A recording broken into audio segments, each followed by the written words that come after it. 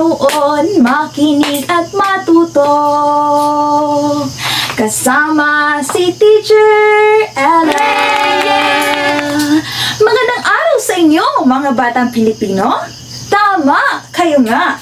At bilang Pilipino, nararapat lamang na kilalanin ang iyong sarili, pamilya, paaralan, at maging ang iyong kapaligiran.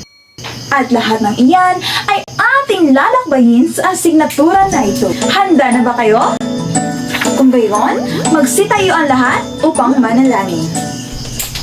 Sa ngalan ng Ama, ng Anak, ng Espiritu Santo. Amen. Panginoong naming Diyos, patnubayan mo po ang araw na ito sa aming lahat upang magampanan namin ang aming sariling tungkulin.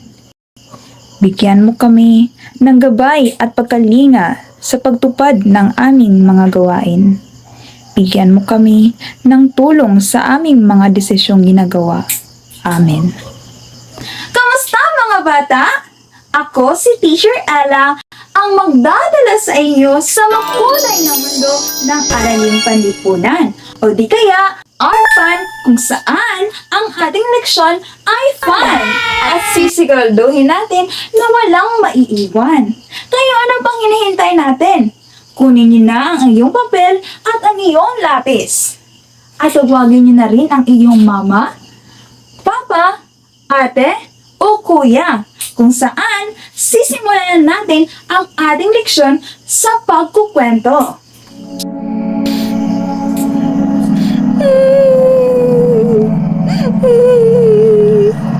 Nakita niyo ba yung nanay ko? Tulungan niyo po ako. Kayong mga bata, nakita niyo ba yung nanay ko? Ayun, may tao. Magandang araw po, ma'am. Nawawala po ako. Matutulungan niyo po ba ako? Oo naman, matutulungan kita. Basta alam mo ang impormasyon tungkol sa iyong sarili. Impormasyon? Tungkol sa sarili? Ano po yun? Yan ang pag-uusapan natin ngayon. Ngunit bago yan, tayo kakanta muna. Halika't samahan mo ako. Mga bata, samahan niyo rin kami ha? Handa na ba kayo? Kung gayon, ay sisimulan na natin.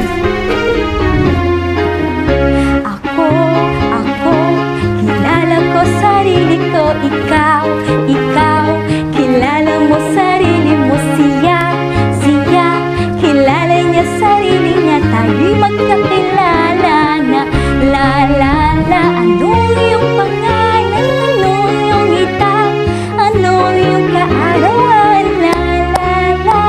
sino yung magulang sa ka nakatira, ano yung paaralan,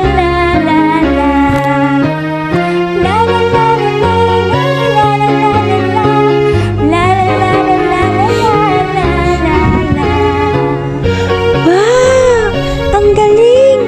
Sige po, makikinig muna ako sa inyong leksyon at uupo muna ako dito sa tabi para makinig sa inyo ng mabuti. Mga bata, natatandaan niyo ba kung ano-ano ang mga katanungan na naibanggit sa awitin?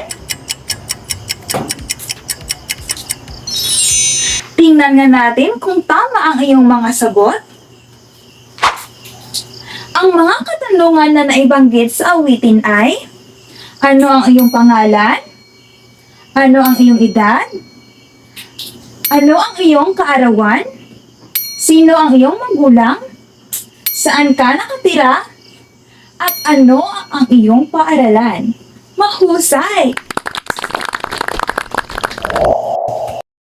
Umpisahan natin sa iyong pangalan. Ano ang iyong buong pangalan? Teka, parang hindi ko narinig. Pakiulit nga. Ano naman ang tawag sa iyo ng iyong mga kalaro? Ano naman ang tawag sa iyo ng iyong mga kapatid? Sabihin mo nga. Ano naman ang tawag sa iyo ng iyong mga nanay at tatay? Ano naman ang tawag sa iyo ng iyong tatay at nanay? Alin sa mga ito ang pinakapaborito mong tinatawag sa iyo? Sigurado ka ba? Ako, ang buong pangalan ko ay Elephant D. Ponyo. Pero, ipinagmamalaki ko na ako ay tinatawag ng ibang tao na Ate Ella. Dapat naman na ipagmamalaki natin ang ating pangalan. Alam niyo ba kung bakit? Tama! Dahil ito ay binigay ng ating magulang nung tayo ay isinilang. Yehey! Maligayang bati!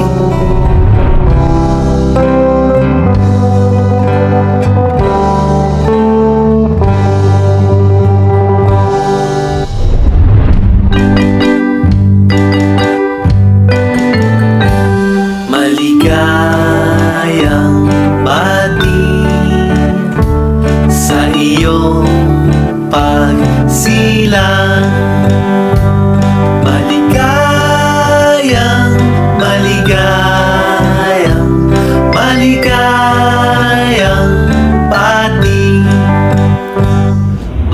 Naririnig niyo ba yun mga bata? May isang awitin. Pamilyar ba kayo sa awitin ito? Tama! Ito ay isang awitin na pinatugtog tuwing may birthday party.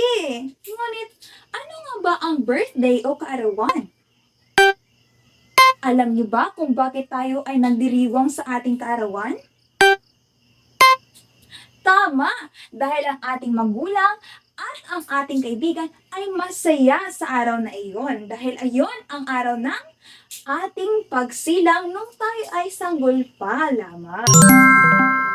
Alam niyo ba mga bata na sa ating karawan ay meron tayong pangalan na ibinigay sa atin ng ating mga magulang? Tama! Ngayon ay aalamin natin kung ano pa ang ibang impormasyon tungkol sa sarili sa pamamagitan ng maikling kwento. Mga bata, makinig mabuti. Sir Rapunzel by Elephant D. Ponyo. Pasukan na naman sa paaralan. Umiiyak ang batang si Rapunzel na nasa unang baitang dahil hindi na siya masamahan ng kanyang nanay sa loob ng silid-aralan. Nakita siya sa kanyang guro na si Binibining Merimay. Bakit ka umiiyak, Iha? Iniwan na po ako ng nanay ko, Ma'am. Huwag ka nang umiyak. Ako si Binibining Merimay, ang magiging guro mo. Anong pangalan mo at saan ka nakatira? Ako po si Rapunzel Preno. Nakatira po ako sa Salong, Cabancalan City, Negros Oriental. Sino ang mga magulang mo, Rapunzel? Si Maxine Preno po at Roberto Preno po, Ma'am. Sige, huwag ka nang umiyak. Hinihintay ka na ng mga kaklase mo sa loob. Salamat po, Ma'am. At yun ang natatapos ang ating maliit na kwento. Nakinig ba kayo sa kwento, mga bata? Mahusay. Ngayon, meron akong katanungan para sa inyo. Bakit umiiyak si Rapunzel? Tama! Dahil hindi na siya sinamahan ng kanyang mga magulang sa paaralan. Bukod sa pangalan, ano pa ang tinanong ni Binibining Merimay kay Rapunzel? Saan ka nakatira? Very good. Ano pa? Sino ang iyong magulang? Tama. Meron pa ba? Okay. So, nasagot ba ito lahat ni Rapunzel? Mahusay. Kayong mga bata, alam niyo rin ba kung ano ang iyong pangalan? Alam niyo rin ba kung sino ang inyong mga magulang? Saan kayo nakatira? Mahusay. Babala, Hindi mo dapat ibigay ang iyong impormasyon sa mga taong hindi mo kilala o di kaya sa social media tulad ng Facebook.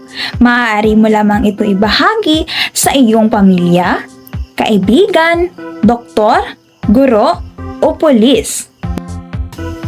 Ngayon, alam mo na ba ang impormasyon tungkol sa iyong sarili?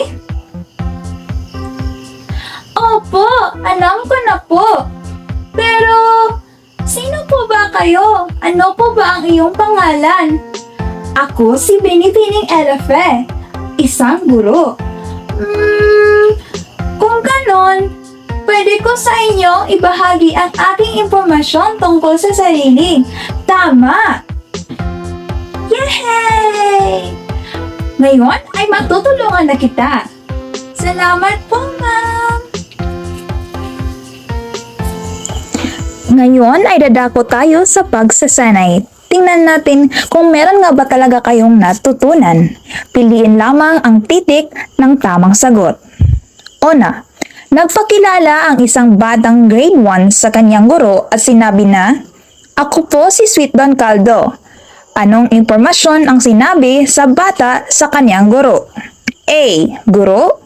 B. Tirahan. C. Pangalan. Ang tamang sagot ay letrang C.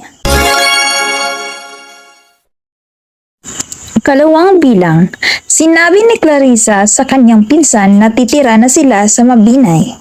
Anong uri ng impormasyon ang kanyang sinabi? A. Tirahan. B. Pangalan. C. Kaarawan.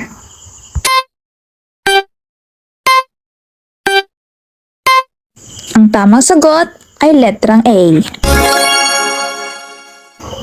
Ikatlong bilang, tinanong si Georgine sa kanyang doktor kung kailan siya pinanganak. Anong uri ng impormasyon ang kanyang sasabihin? A. Tirahan. B. Pangalan. C. Kaarawan.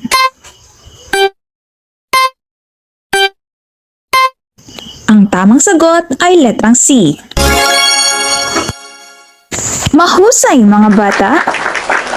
Ngayon, para sa inyong takdang aralin, alamin ang pinagmulan ng iyong pangalan. Itanong sa mga magulang kung bakit ito ang ibinigay na pangalan sa iyo. Isulat sa loob ng bituin ang una mong pangalan.